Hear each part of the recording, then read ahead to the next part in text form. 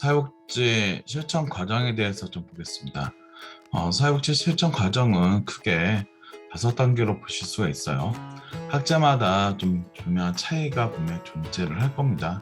하지만 그 5단계로서 여러분들이 이해해 주신다면 훨씬 더 좀 쉽게 이해되지 않을까 생각이 듭니다. 사회복지 실천 과정을 되게 중요한 부분 중에 하나가 처음에 어떻게 진행하는지 그리고 어떻게 마무리를 하는지를 알고 있는 것은 상당히 큰 의미가 있다고 생각을 합니다. 군대에서 일을 잘하는 사람들을 좀 뽑으라고 한다면 이병이 아니라 일병도 아니라 상병일 거예요.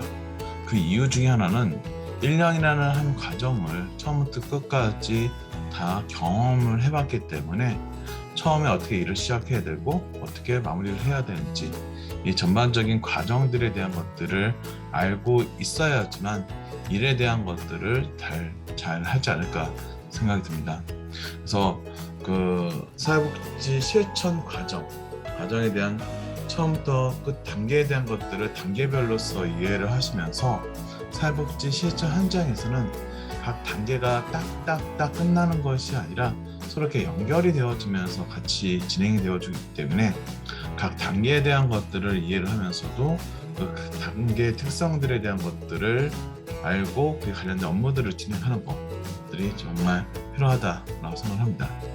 사회복지 실천 과정을 자세히 좀 보면 병원에 갔을 때의 모습처럼 기본적으로 간단하게 좀 이해를 하기가 좀 쉬워요. 우선 사회복지 실천이 그 초기에 의료 관련된 모델에 대한 것들을 좀 따라왔던 그런 부분들이 좀 많이 있고요.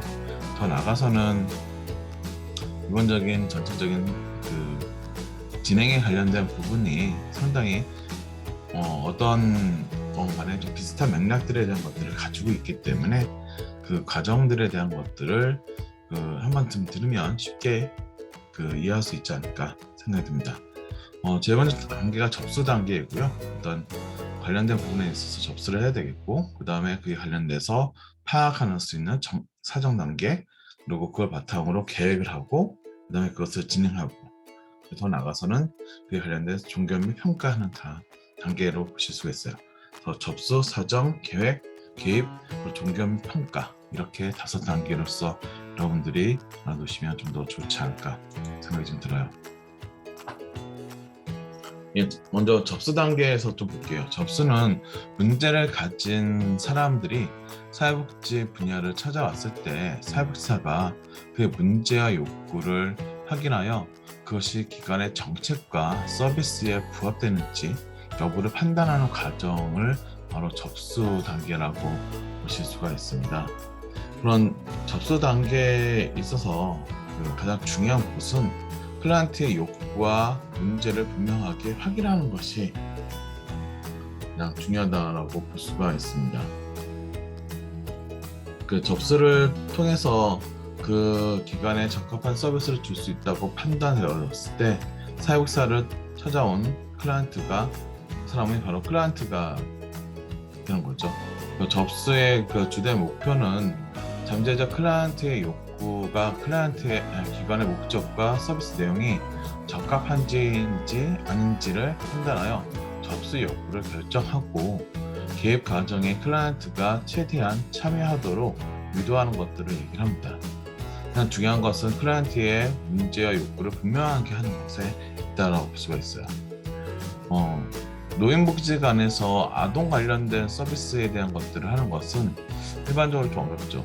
예를 들어서 조선가족 관련된 어떤 사업을 제외하고는 각 기관에 반영된 정책이라든가 서비스 내용이 맞는지 안 맞는지 그것을 찾아보는 것이 가장 적합하지 않을까 생각이 좀 들어요. 그렇게 하기 위해서는 먼저 이렇게 한 5가지 정도 문제를 확인하고 의뢰를 한다든가 기관의 서비스에 대한 어떤 정보를 제공한다든가 관계 형성한다든가 자료 수집하는 그런 단계들이 여기서 이루어지게 되는데 문제 확인에 관련된 부분에 있어서는 가장 기초적인 개입 기술은 문제를 확인하는 거예요.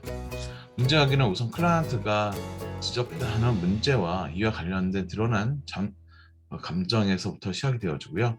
사회복지사는 클라이언트의 문제의 성격이 어떠한지, 그 문제가 클라이언트에게 얼마나 중요한지, 무엇 때문에 어떤 문제가 발생했는지 원인에 대한 어떤 탐색을 하게 되어집니다. 클라이언트의 어떤 실제 문제가 처음 찾아온 이유와 다를 수도 있고요. 그리고 같은 문제에 주어진 의미가 클라이언트마다 다를 수 있으므로 사육사는 클라이언트의 실제 문제가 무엇인지를 정확하게 파악해 볼 필요성이 있어요. 두 번째, 의뢰에 관련된 부분을 좀 보시면요. 의뢰는 클라이언트의 문제와 욕구를 기관에서 해결할 수 없을 경우 다른 적합한 기관을 클라이언트에게 알려주는 거죠. 그리고 적합한 의뢰를 하기 위해서는 사육사가 자신의 기관뿐만 아니라 다른 기관의 어떤 강점이라든가 약점, 그리고 정책적 차원, 그리고 접촉 가능한 담당자라든가, 그리고 지역사회 내 여러 가지 자원에 대해서 자세히 파악할 필요성이 있습니다. 그리고 세 번째, 기관의 서비스에 대한 정보 제공입니다. 사육사는 소속 기관이 클라이언트에게 제공할 수 있는 서비스에 대한 정보를 아주 명확하게 제공할 필요가 있습니다. 기관이 제공할 수 있는 서비스에 대한 어떤 정보를 클라이언트에게 제공하는 것은 클라이언트에게 비현실적 기대를 가지지 않도록 하기 위해서라고 볼 수가 있고요. 그리고 네 번째, 관계 형성에 관련된 부분은요. 그 기관을 찾은 클라이언트의 어떤 일반적으로 보이는 두려움과 양가 감정을 해소하기 위해서 사육사가 라포 형성하는 것이 좀 필요해요. 라포를 통해서 클라이언트는 사육사가 자신을 이해하고 자신의 복지에 진심으로 관심을 가지고 있다는 것을 느끼게 하는 것이죠.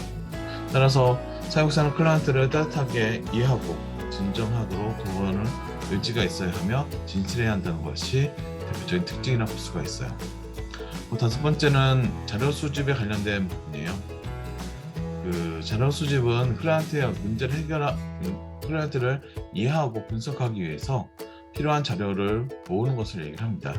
클라이언트의 문제에 개입하기 위해 상황과 사실에 대한 부분들을 수집하고 관찰해야 합니다.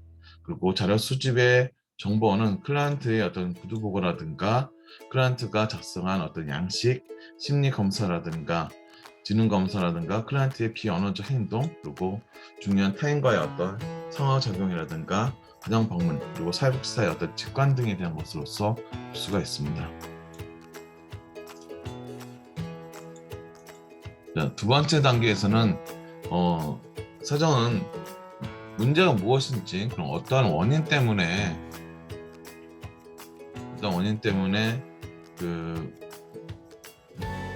문제가 발생했는지, 그리고 그 문제를 해결하거나 줄이기 위해서 어떤 변화들에 대한 것들이 있어야 되는지에 대해서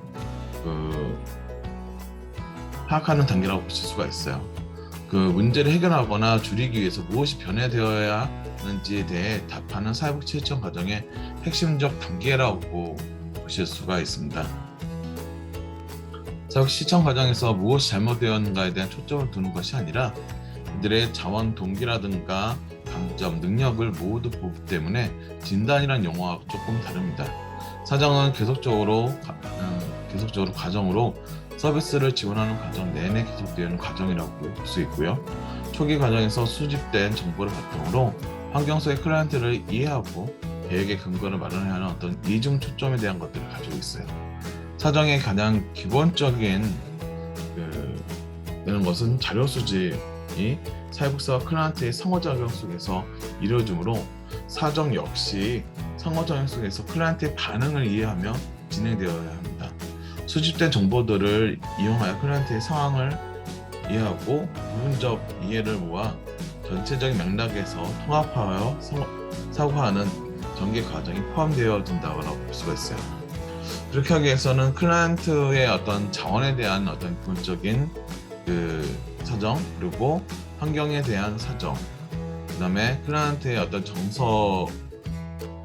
정서와 심리 상태에 관련된 사정, 그리고 가족에 관련된 사정, 그에 구체적으로 본다면 가계도와 생태도에 관련된 부분으로 내용을 보실 수가 좀 있겠죠. 여기서 중요한 부분들을 좀 같이 좀 본다면요. 클라이언트에 관한 사정에 대한 것을 좀 보겠습니다. 여기서는 클라이언트의 어떤 교육 정도라든가 취업 경험에 대해서 파악을 하고요. 클라이언트의 문제가 실업이거나 경제적 문제인 경우에는 이 부분에 대해서 사정을 중요시 되어져야 돼요. 두 번째, 문제 해결 능력과 의사소통에 관련된 파악입니다.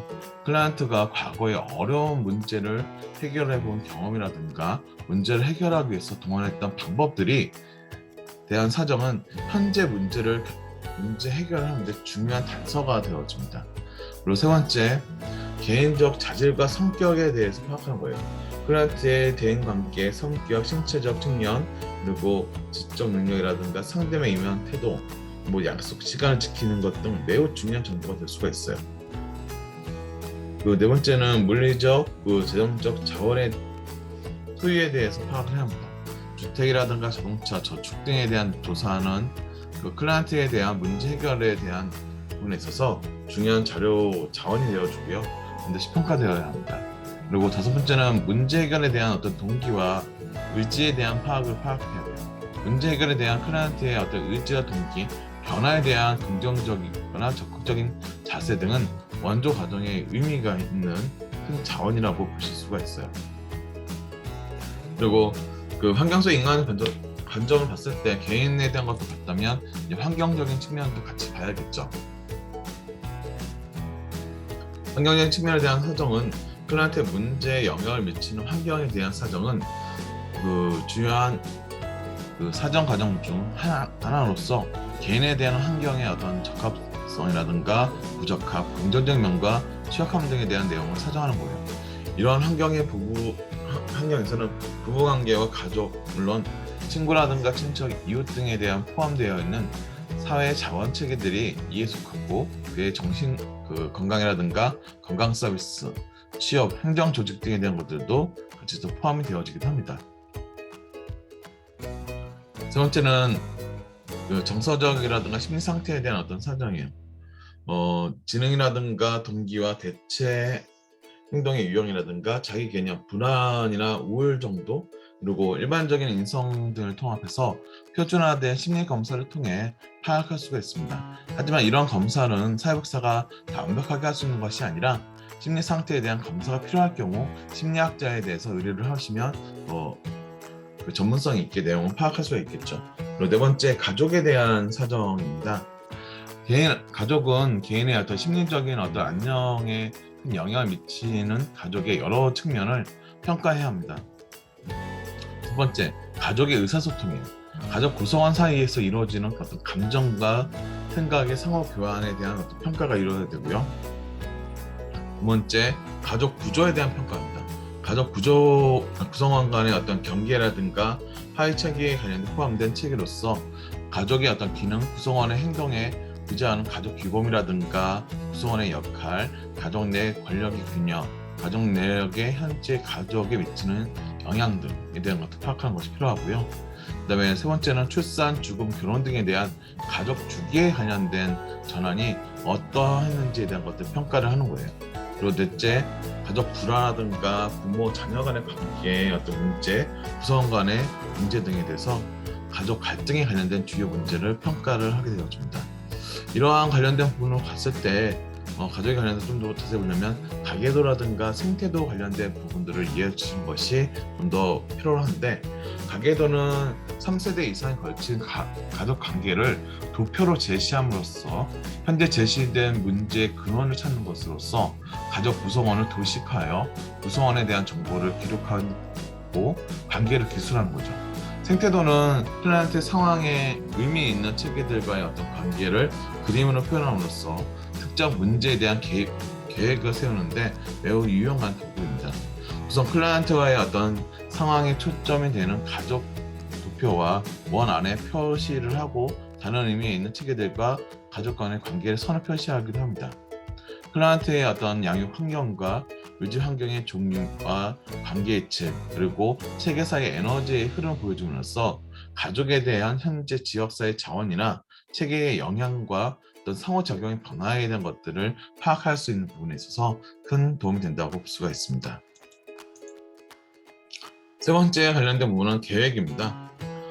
계획은 수집된 자료를 근거로 사회복지사와 클라이언트가 공동 협의를 위하여 문제를 어떻게 해결할 것인지 계획을 수립하는 과정들을 얘기를 합니다. 개인을 대상으로 한 사회복지 실천 과정의 계획 수립은 클라이언트와 함께 일하기, 그 다음에 문제 우선순위 정하기, 문제를 욕구로 전환하기, 그리고 계획의 수준 평가하기, 1차적 목표 수집하기, 그리고 목표를 구체화하기, 계약을 공식화하기 등을 대한 단계를 거치게 돼요. 목표 설정이 중요한 이유는 사회복지사와 클라이언트의 어떤 개입 과정의 어떤 방향성을 제시하여 방황 없이 진행할 수 있도록 해주기 때문이고요. 개입이 끝난 후에는 그 결과를 효과적으로 평가할 수가 있습니다. 바람직하다고 생각하는 변화에 대해 무엇을 목표로 할 것인가에서는 사회복지사와 클라이언트가 함께 합의를 해야 되고요. 목표는 반드시 클라이언트가 바라는 바와 연결이 되어야 하며 명백하고 측정 가능한 형태가 전수되어야 합니다. 또한 클라이언트 어떤 목표 달성에 통해 클라이언트가 성취감을 느껴 문제 해결 능력이 향상될 수 있도록 해야 합니다.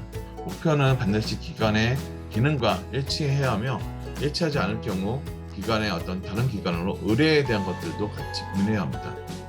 계약은 목표가 설정이 되면 서로의 어떤 의무와 파업 그리고 구체적인 어떤 실천 활동에 대한 어떤 상호 약속을 하는 단계가 되어지는 거죠.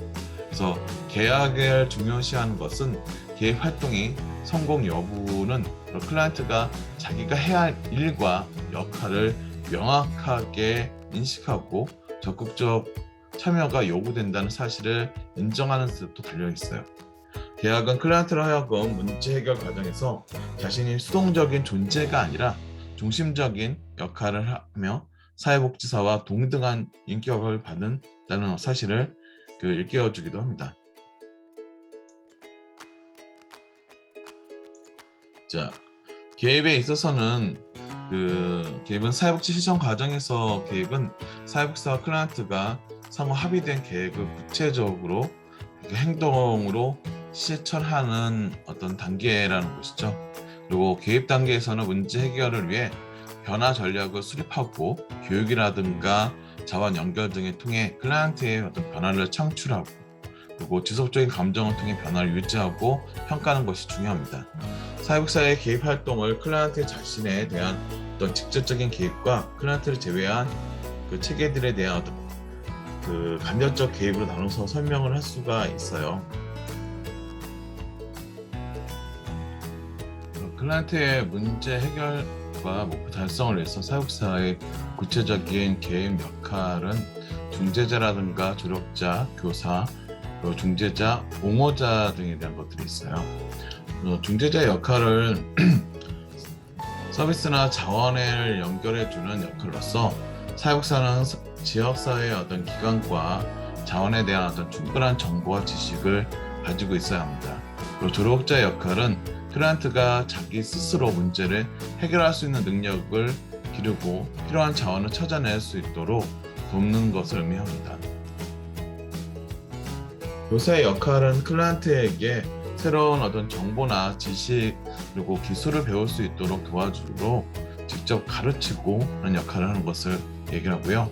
중재자의 역할은 양자 간의 논쟁이나 갈등을 일으키고 있는 클라이언트에게 개입하여 타협 또는 외부 체계에 조정하여 상호 만족스러운 합의를 하도록 하는 것을 얘기합니다. 옹호자는 클라이언트를 대신해서 클라이언트의 이익을 대변해주는 역할로서 논쟁이라든가 타협, 그리고 투쟁 등에 대한 관련된 클라이언트의 이익과 권리를 보호해주는 것들을 얘기를 하죠. 그리고 아까 말씀드렸던 사회복지사의 개입 활동에 대해서는 직접적인 개입과 그리고 클라이언트를 제외한 체계의 어떤 간접적인 개입으로 나눠서 설명할 수 있는데, 직접적인 개입으로는 기본적으로 개인이라든가 가족이나 소집단 체계의 어떤 변화라든가 주변 환경과 연결된 개인, 가족, 소집단의 어떤 기능 관련된 것을 볼 수 있어요. 클라이언트의 심리적, 내적 측면의 욕구나 문제 등에 초점을 두며 중재를 통하여 클라이언트가 생활에서 필요한 대처 능력을 향상시키는 데 목적이 있습니다. 문제되는 상황이 어떤 것이든 긍정적이고 효과적인 방법으로 대응할 수 있도록 클라이언트의 감정이라든가 주관적 사실, 사고와 행동 방식에 초점을 두어 장애가 되는 어떤 태도라든가 행동, 그리고 인간관계의 어떤 왜곡을 수정하는 거라 볼 수가 있고요. 직접적인 개입이라는 것은 클라이언트를 돕기 위한 클라이언트 외의 개인이라든가 소집단, 조직 또는 지역사회의 어떤 지위를 기르는 활동들을 볼 수가 있어요. 사회복사는 클라이언트의 요구나 사회복사의 어떤 저항적인 잠재적 자원을 발견하여 증거 제공, 그다음에 어떤 홍보라든가 교섭, 정책 개발에 영향을 미치는 것 같은 정책 기술을 활용할 수도 있고요. 클라이언트에 둘러싸고 있는 환경에 문제의 근원이 있거나 이러한 체계들과 어떤 상호작용에 문제가 있을 경우 개인보다 환경 변화에 통해 개입하여 간접적으로 도움을 준다는 것으로서 개념을 이해해 두시면 좋을 것 같습니다. 그리고 다섯 번째, 종결 및 평가에 관련된 부분입니다. 사회복지 실천의 마지막 과정으로 서비스 표적의 목표가 사회복지사의 어떤 역할 수행에 의하여 달성되어졌는지를 확인하고 사회복지사와 클라이언트 간의 어떤 전문적인 관계를 맺는 과정이라고 보실 수 있어요. 또한 목적과 목표를 성취하기 위해 사용된 수단의 어떤 적합성을 심사하는 과정이기도 합니다. 평가는 개입의 전 과정에서 지속적으로 시행되어지만 특히 개입이 끝날 때 더욱 중요하다고 볼 수가 있습니다. 종결은 사회복사의 어떤 개입 활동에 따라 마무리하는 것이라고 볼 수가 있는데, 종결은 계획된 어떤 개입 기간이 종료되거나 목적이 달성되었을 때 나타납니다. 개입을 성공적으로 마무리하려면 클라이언트가 긍정적인 성과를 얻게 한 다음에 돕는 관계가 원활하고 만족스럽게 끝나도록 해야 합니다. 종결 과정에서 사회복사의 어떤 과업은 종결 시기를 결정하고 클라이언트와 사회복사의 어떤 이별 과정 중 공통적으로 경험되는 정서적 반응을 상호 해결해야 합니다. 또한 제공된 서비스의 목표 달성 정도를 평가하고 지속 성장 계획을 수립할 수 있도록 하는 것이 중요합니다. 종결 및 평가에 관련된 부분을 할 때 보면 종결에 관련된 부분이 잘 이루어지지 않는 경우들이 발생이 되어지기도 합니다. 이게 무슨 말씀이냐면 클라이언트가 종결이 되어질 때쯤 계속 뭔가 문제에 대한 것들을 해결되어지는 과정이 상당히 클라이언트 입장에서 봤을 때는 되게 만족스러웠던 것 같아요. 그런 만족스러웠던 부분이 때문에 프로그램에 관련된 부분을 종결을 하지 않으려고 하는 성향이라든가 모습들을 나타나기도 합니다. 왜냐면 내가 이 프로그램에 참여하는 것에 대해서 지나치게 큰 의미를 둘 경우 이 프로그램을 끝내기 싫어하는 형태로서 갑자기 퇴행하는 형태들이 나타나기도 해요. 그리고 갑작스럽게 프로그램에 대해서 참여를 하지 않은 경우, 그리고 클라이언트가 사망하는 경우라든가 아니면 클라이언트가 이사하는 경우라든가 갑작스럽게 종결이 되어지는 경우도 발생이 되어지는 것이 하나의 어떤 특징으로 좀 보실 수가 있습니다. 처음 계획을 했을 때, 처음 접수를 하고 시작을 뭔가를 했을 때 끝 마무리에 대한 부분들 또한 같이 고민을 해 보셔야 되고요. 마무리가 잘 이루어져야지 전체적인 것에 대해서도 잘 이루어졌다라고 볼 수가 있죠. 그만큼 종결과 평가에 관련된 부분은 사업에 대한 마무리랑 연결이 되어지기 때문에 좀 중요한 부분이라고 보실 수가 있습니다. 전반적으로 사회복지 실천 과정은 접수, 사정, 계획, 개입, 종결 및 평가 이렇게 5단계의 형태로서 진행이 되어진다는 거 인지해 주셨으면 좋겠고요. 각 단계에서 구체적으로 어떤 일을 하고 있는지에서 대략적인 내용에 대한 것들을 알고 계시고 각 단계에 대한 어떤 이름들에 대한 것들은 좀 더 명확하게 알아두시면 나중에 사회복지 실천론 수업을 받으실 때 상당히 큰 도움이 되지 않을까 생각이 듭니다.